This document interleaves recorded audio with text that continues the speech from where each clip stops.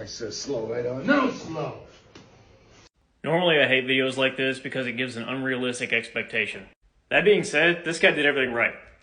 This seems legit and he seems like he really knows what he's talking about.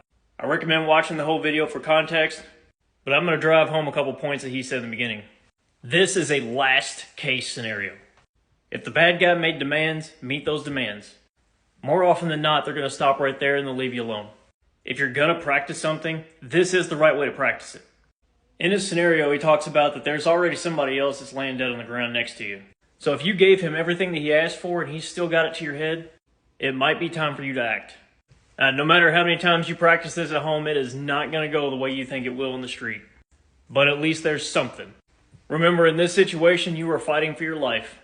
And if you think that it's going to end up the same way as it did with the person next to you, do not go down easy. Make them work for it.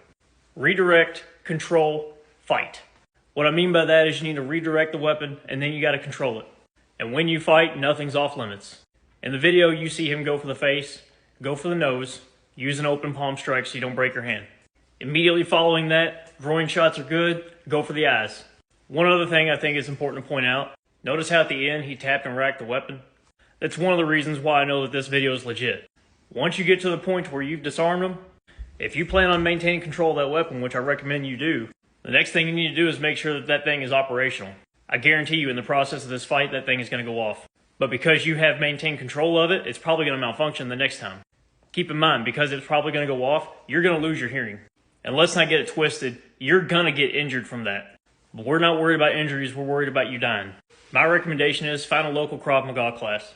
A lot of special forces guys and even a lot of police officers take these courses because it's the fastest way to end a fight. If you have any questions, drop me a comment, you know what to do.